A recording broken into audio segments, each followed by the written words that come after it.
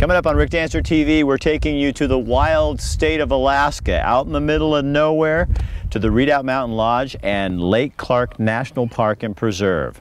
That's coming up next.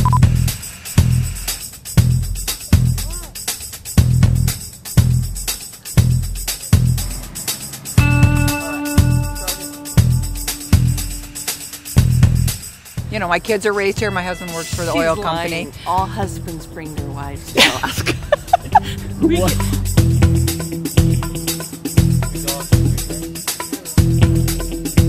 Well, get dragged every but I mean, Then we after learned a to love while, it's not bad. Would you like a flower?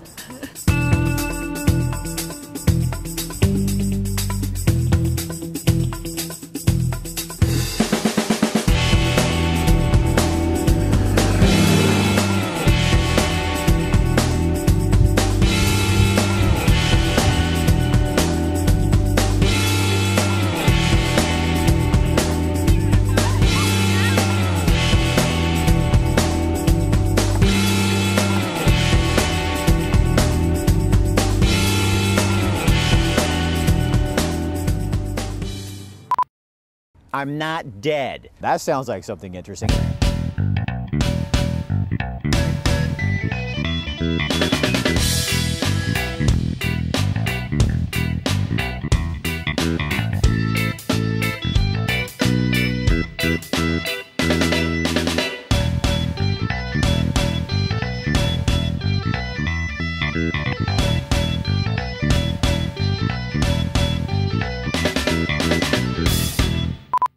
I'm Rick Dancer for Rick Dancer TV. We're in Alaska and we're on the old Seward Scenic Highway. And Seward was named after U.S. Secretary of State William Seward because in 1867 he brokered the deal to purchase Alaska from Imperial Russia for $7.2 million. And after what you're about to see tonight, I think you're going to think that was a pretty darn good investment. So welcome to Alaska. We're taking the Seward Highway south from Anchorage to a little ski resort town called Girdwood. This is called the Turn Again Arm. The ocean moves up and down this gorge, bringing wildlife and whales into this inland section of Alaska. There are numerous hikes all along this section of roadway, so just pick the one that you like the best. We're taking off on a trail that goes right behind the ski resort and the lodge, right by the tram. This hike takes you up to the top, and it's not an easy climb. But the trip is beautiful, and when you get to the top, you can eat at the lodge or maybe grab a beer. We decided to keep going and take the trail all the way up to the top chairlift. The view is amazing, but if you want to ski, you kind of have to go at the right time of year. So honey and I climbed all the way up here. Thought we could go skiing. Get in there with me and be an idiot. Yeah. Thought we could go skiing and there's no snow. And we're the only ones up here. So that makes us ridiculously stupid. But it was fun. So now we're gonna go down and go get some food. Go to, where are we going? What town? Portage. We're going to Portage to get some food. Oh, she thinks I need to get a shot of this. Hold on. Wait, I'll show you. The payoff for hiking all the way to the top is you get a free ride on the gondola back to the bottom. We ended up eating at the bake shop in Girdwood. We drove to what used to be called the town of Portage, and there was nothing there. Nothing. Even though Portage is still listed on a map. Oh well. When in Alaska, be willing to act like a pioneer. We'll be right back.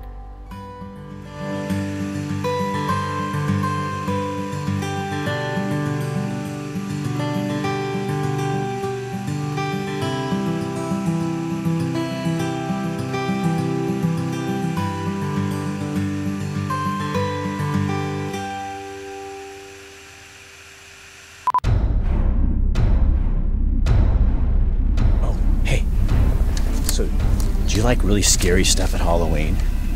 I mean really scary. I'm talking zombies, paintball, dark, you and 5 friends. It's happening out in Harrisburg. They did it last year, scared the bejeebers out of people. Nobody under 10 gets in. You should call 541-285-0073. They also have a Facebook page you can check out. And this is every weekend in October, starting Thursday, Friday, Saturdays. They're even doing one on the 1st this year because it was so popular last year. This isn't a maze. This isn't some little haunted hayride. This is real scary. So sign up unless you're too scared.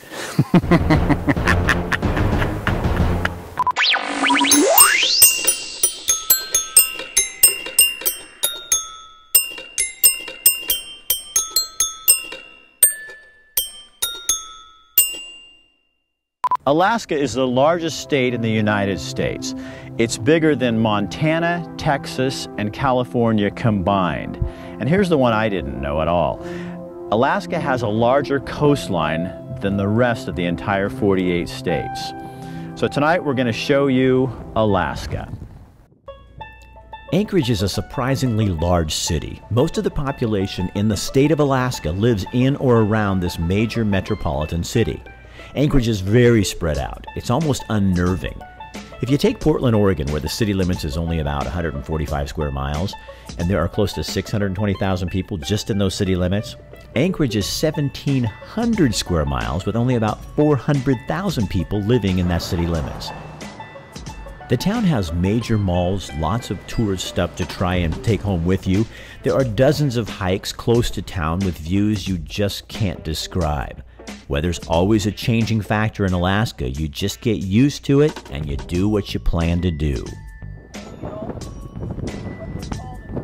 We went on a major hike inside the city limits. It takes you all the way up, and look at that view. You can see everything. But I'm telling you what, the last 500 feet, you're climbing straight up rocks. No steps like right there, and we were pretty proud of ourselves. So see that big mountain right there, right behind us? That was a 4.5 mile hike up and down, and we had to do mountain climbing at the same time. I mean, literally, we were climbing like rocks. And I would have shown video of it, but it was also windy and rainy and pouring, and I didn't want to ruin my camera because you're not worth it.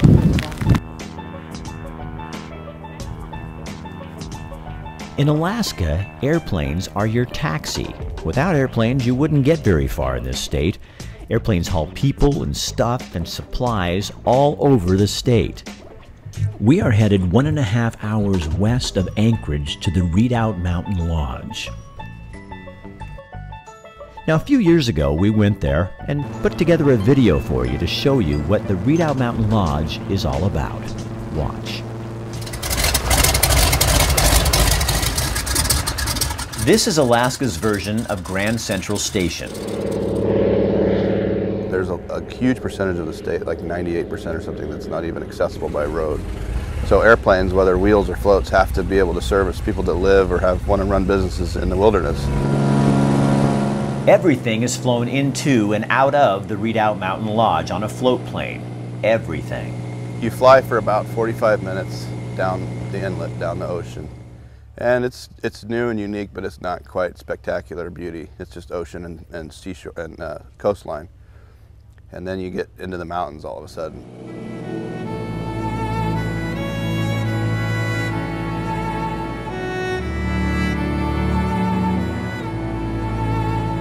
A trip to Redoubt Mountain is like a trip back in time to another world.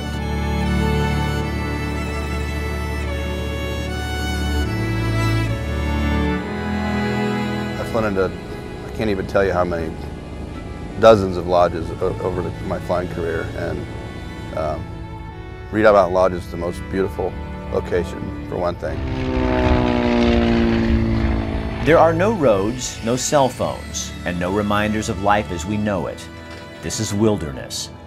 This is what earned Alaska the honor of being considered the last frontier.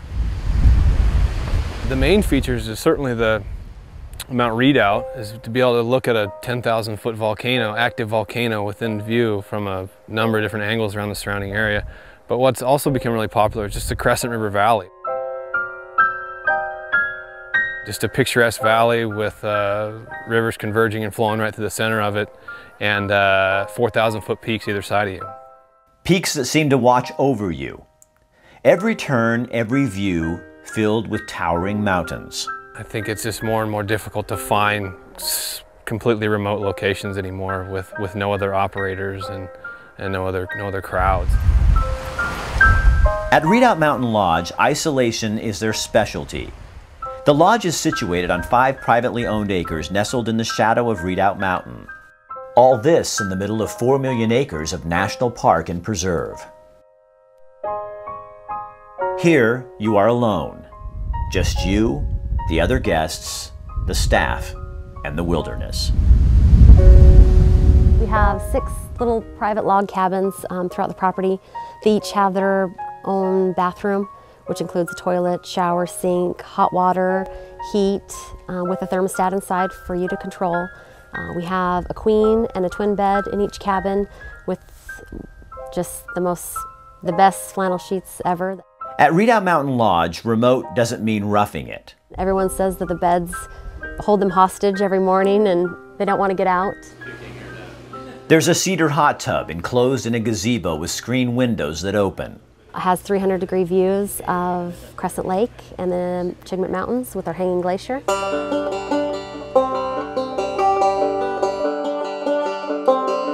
The main lodge is where all the activity happens. It's kind of the heart of the property. It's where all the life is, where I feed you, where you come to converse with the other guests, where everybody comes to just kind of chill and hang out. And we want to make sure that people are coming here and getting what they want. You're really feeling like the vacation they're on is theirs. Life at Redoubt Mountain Lodge is simple for the guests. A simple place in the middle of the most wild, untamed land you will ever visit. In Alaska, everything is bigger, wilder, and more extreme. We call it kind of rustic luxury because for everything that's here, it was brought in by a float plane, which is pretty incredible to think about. Nothing's really fancy 5-star rooms, but they're really nice and they're really comfortable, and the beds are, the beds are cozy, and the showers are hot, and the towels are fluffy, the food is good, and the beer is cold, and I think people get here and they realize what they really need to live and be happy, and I think it brings people back down to the basics of what do I need to be happy. Hannah, come on. My mom just called. I'm gonna stay with my friends. My mom's picking me up later. Fine. Who's that? Nothing. Is that him? It's nothing.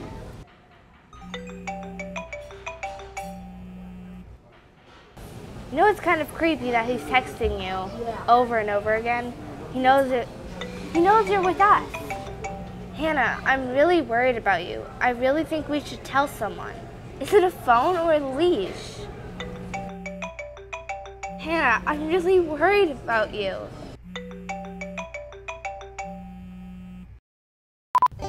The Redoubt Mountain Lodge has undergone a lot of remodeling since the last time we visited. They added a bear lodge for bear viewing guests. They put in a sauna. Right? Give me that.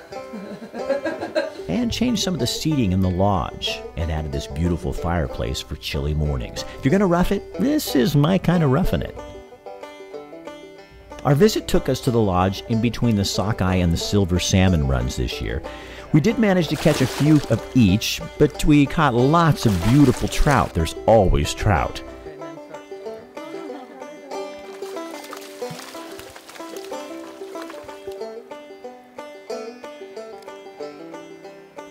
There's always a fish to catch, and a story that we did a few years ago will kind of explain how that works. Alaska lures plenty of fishermen. There are 3 million lakes in the state. Crescent Lake is glacier-fed, and it sits in the Lake Clark National Park. This is the centerpiece of the Redoubt Mountain Lodge. Whether it's sockeye or silver salmon or giant trout, the guides at Redoubt Mountain will help you catch them.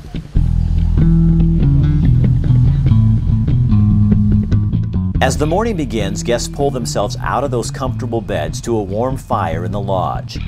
Clear skies greet them as they prepare for a day on the lake, a lake filled with fish. Your group has your own guide or guides, and you guys set the pace and the schedule by all means. Fishing is a major draw at Redoubt Mountain Lodge.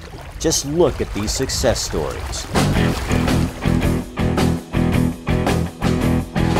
There's no excuse for not catching your quota at Redoubt Mountain Lodge. Due to the fact that we're the only operator out here, you don't have to rush to get to a particular fishing location or be the first one at a trailhead. I mean, this whole area is pretty much ours only. And besides, it's your fish story. But with pictures like these, you won't need to embellish unless you want to. Sockeye, red salmon, coho, silver salmon, chinook, king salmon, and pink salmon. You won't be disappointed. The guys really know what they are doing. They fish these rivers and know the holes where the big fish like to hang out. If the salmon won't bite, trophy-sized trout are a good substitute. Lake trout, Arctic char, and the Dolly Varden are all native species at Redoubt Mountain Lodge, and there's not a lot of competition to catch them. Just kind of cast up in this fast stuff and let it just swing down into this softer stuff right there. You don't have to be a skilled fisherman to catch fish around Redoubt Mountain. The guides really love what they do, and showing you how to love it too is just part of what they do. So I think people come up here just get away and just see nature how it's supposed to be. When you're fishing, time slips by. What your watch tells you doesn't matter much out here. You know, this is all national park, so it's going to stay like this. It's like, you know, in today's world where, you know, you can pretty much buy anything you want. This is something that, you know, you can't put a price on. In between casts, you look up in any direction and see nothing but those mountains. At the end of the day, back at camp, back at the lodge, the fish stories start to unfold. As the night goes on, the sky is still bright, the stories and the fish get bigger.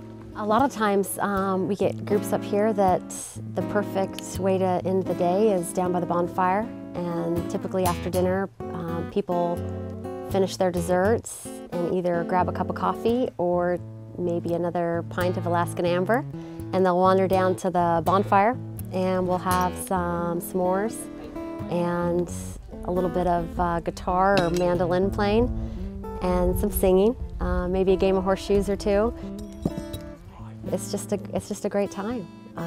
People share the day's stories, and the fish that maybe were 20 inches at lunch then become 30 inches around the campfire at night, and it's just a fun time. I think it's really a great way to end the day.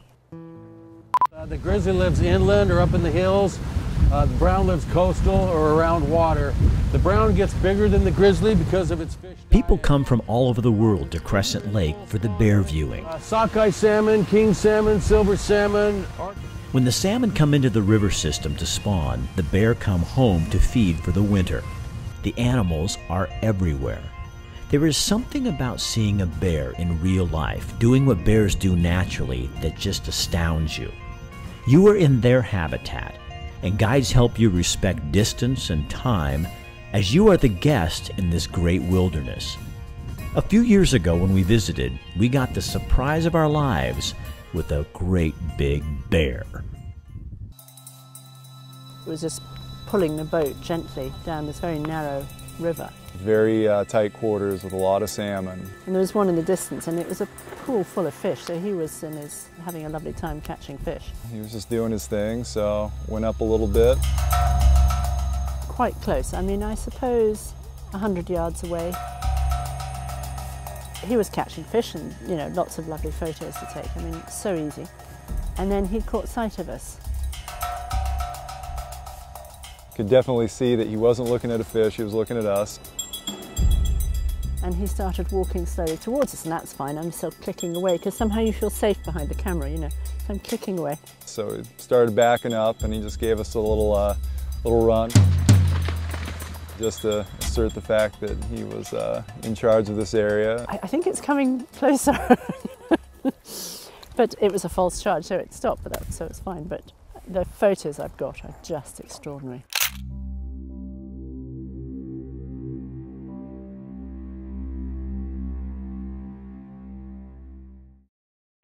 I cannot begin to tell you why Alaska gets into your soul.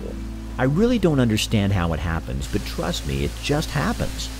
Perhaps it's the remoteness of it all. You kayak in a river watching bear, or take an inflatable down a swift section where few people have ever been.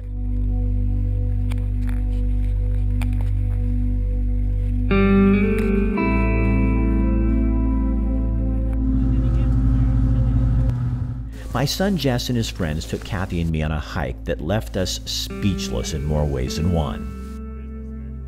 We climbed up to the top of a mountain ridge. Every time you turn around, there's a view staring back at you.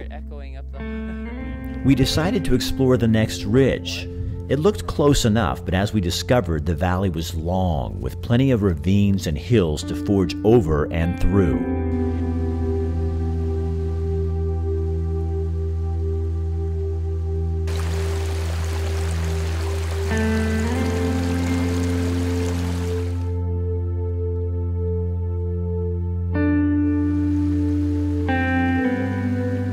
We got to the top of the other side. We just looked. Freaking believable. Oh. Oh my word. Look at that. Oh my gosh. We were at the top of another valley, another river, more mountains, and the ocean. And no one could put words as to what we were seeing. We just listened.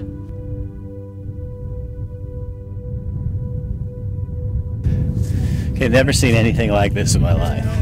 Amazing.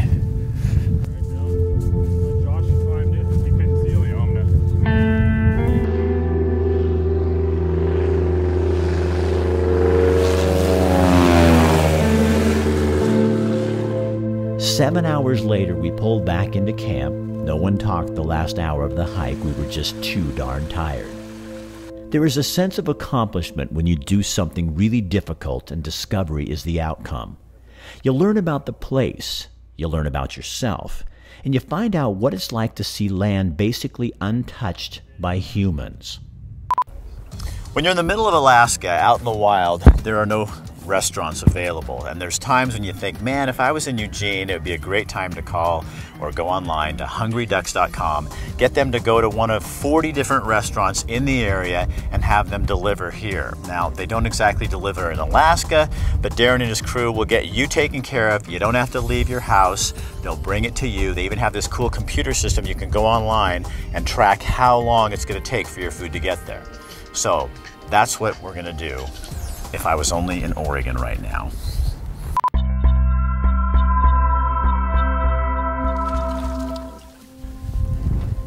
It's a 1974 Piper Super Cub.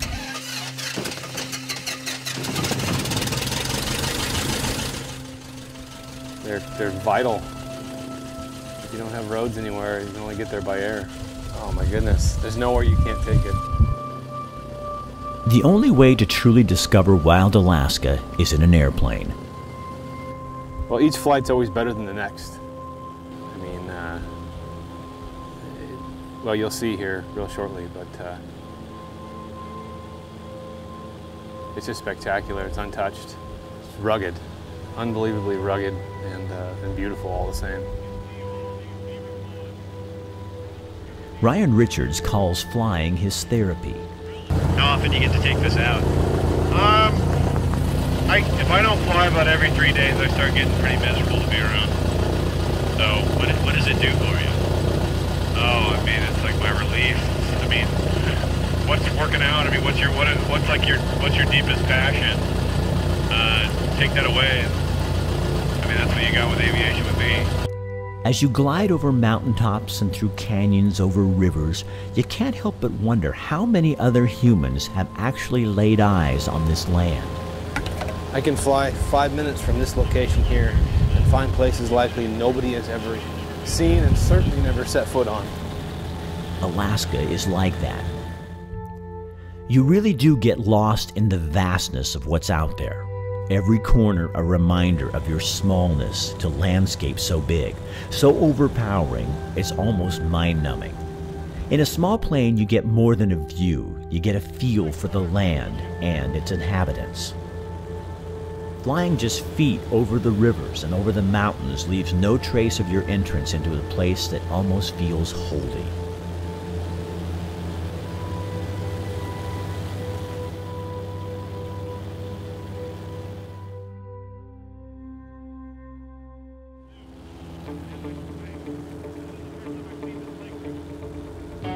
As we climb over a mountain, Ryan, who plays in these hidden ravines and valleys all the time, spots something he's never seen before, something out of the ordinary. 3,000 feet above the ground, hidden on a mountaintop, we find an unnamed lake. Ryan is one of those people who is not afraid to risk. He thrives on adventure, and while I do too, to some degree, landing in an unknown lake, not knowing whether it's big enough to get out, creates perspiration along my back. But my mind and my heart are soaring with excitement.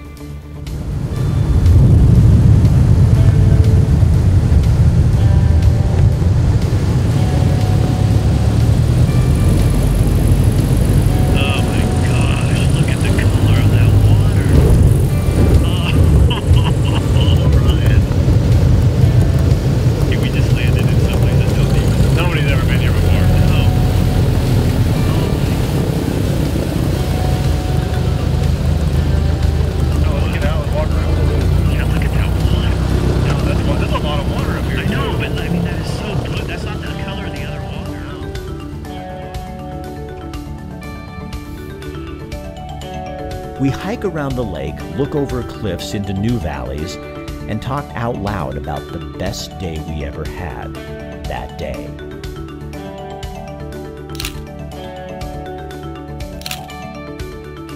Knowing it will not last forever. As long as I live, I will remember that day. That day and the lake and the feeling of being in a place where only God sets foot. So this is what makes Alaska so cool, is you can go, you can go places like this, land your plane, if you're with Ryan, come in, name your own lake, which we are deeming this Richards Lake because Ryan Richards and Richard Dancer, and go away and have a story to tell. Plus, what makes it really fun is that if something happened and we couldn't get out of here, we'd be in trouble. But that's what makes adventure, and that's why you do things that are a little risky, and that's why you do things that are a little out of the box, because I think we're all tired of sitting behind a computer and a typewriter and sick of Facebook, sick of all that crap. And this is not Facebook. This is not social media. This is the real world. I hear a lot of people talk about going back to the real world. I kind of would question whether going back is really the real world. I think I found it in Alaska.